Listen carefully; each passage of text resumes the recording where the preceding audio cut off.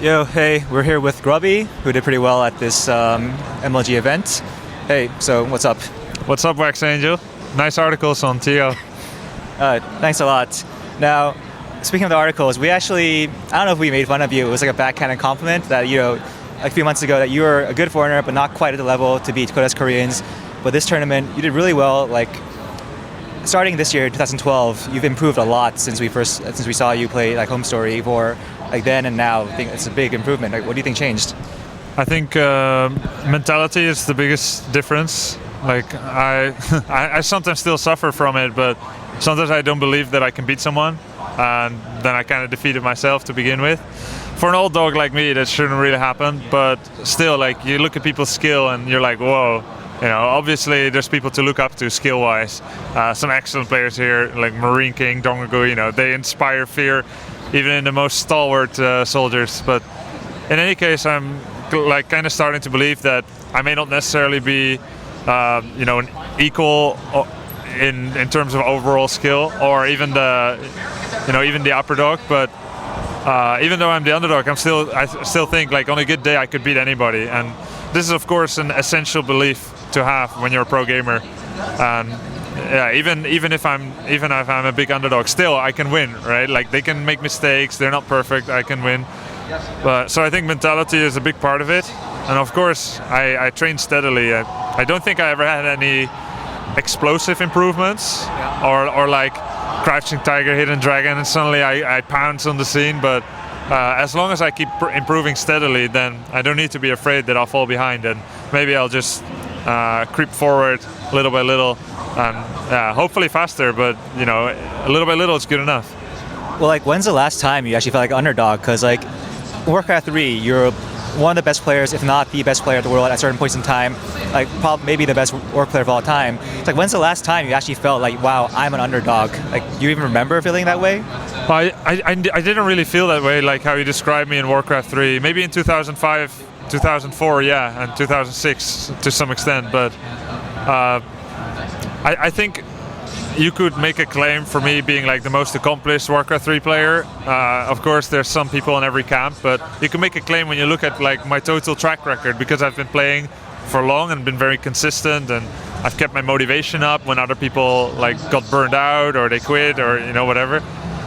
So I think in that sense, like, yeah, I'm up there, but I didn't feel like I was just slaying my way through nerds at every event. I win like a major championship every year, and that's really cool, but I had to work for it, It wasn't like, there's no one that can stand up against me. The mentality had to be different then. At least then, you know what, I have a fighting chance against everyone. I'm at least their equals when you were playing Warcraft 3. But like now you're like, you're saying right now in StarCraft 2, you actually feel like an underdog.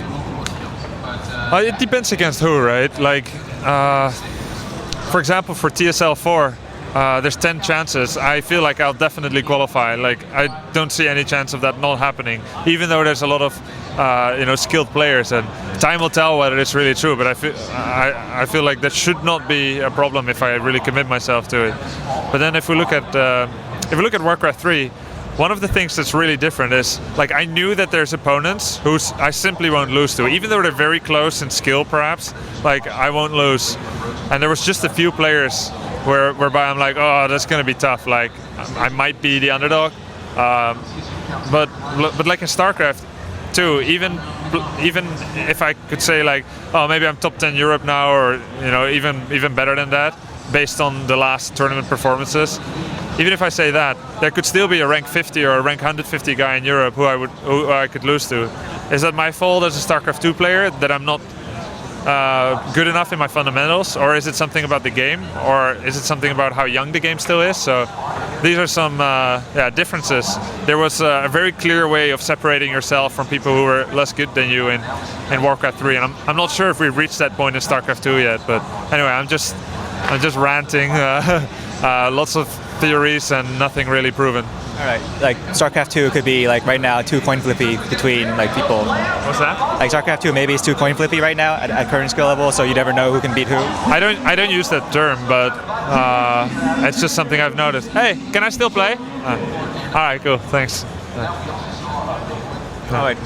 No, they wanted to take my stuff away, I thought. But Okay. Paranoia. Yeah. All right. Well, I mean, so speaking of mentality, like you've been a veteran of the scene for a really, really long time, and like most guys we see in Brood War or even Warcraft 3 or whatever like game, like they run out of motivation or like they go through stretches where they don't really feel like playing. But like, I think like only maybe Boxer or Nada I can think of who's kind of like who's managed to like stay motivated to be like a relevant player, put in the effort to be good like you. Like what's the secret behind that, or like what's behind it?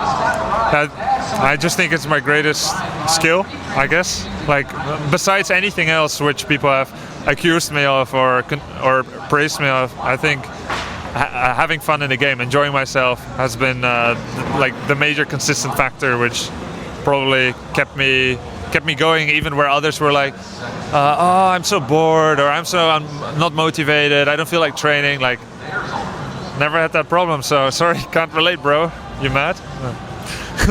A lot of people, they speculate like why gamers stop. Well, I mean, they hit a ceiling at a certain age, or so we theorize. Do you think that's like physical, or do you think that's like actually, like, do you think that's just mental, or do you think there's actually something about like how fast you can react once you get like go past a certain age? I think it's about life's responsibilities. So you think like basically physically nothing's wrong. Like if you could go back to like your mentality of or your responsibilities of who you were when you were like 18, there's nothing stopping you from being like just as good as you were when 18. Yeah, very, very hypothetically, ceteris paribus, if everything else remains the same. Yes, I think that would help. But all my sponsorships would go to shit. I would treat fans not so well, and it just doesn't work right now. Like everything else wouldn't make sense. So. When you get older, there's more and more stuff in your head. You gotta learn to take all your stuff, put it somewhere else, and then you just play. I've gotten pretty decent at it, but you can't go back to like your 16-year-old mentality. No one can. I mean, you mean that in terms of being a pro gamer, like your like responsibilities as a pro gamer have gone beyond actually playing the game. Now you have to do all these other like business kind of things. Like, is that even ideal? Like, you would think that being a pro gamer, all you would have to do is play games well, and a bunch of people will come and take care of things for you. But I guess it doesn't work out that way.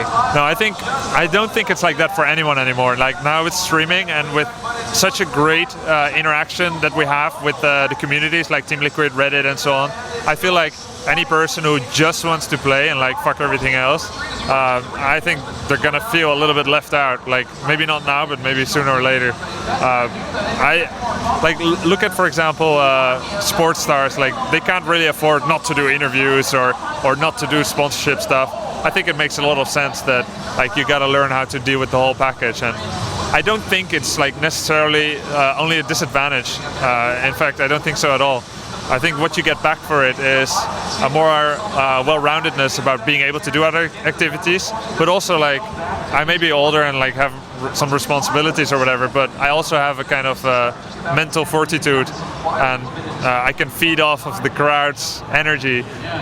Whereas like when I was 18, when people are like, yeah, go Grubby, like it would make me nervous or too pressured, and I would like mess it up. But now the more love I get from the community, like the more empowered I feel, and that has become much more a fuel than it was before. So I think the pros and the cons go hand in hand. So that's why I feel like I have all the chance in the world to go win a championship now. But I just need to train and everything else that comes along with it. Make sure I have the right conditions and maybe some luck, and just constant advancement. And I'm not scared of the task.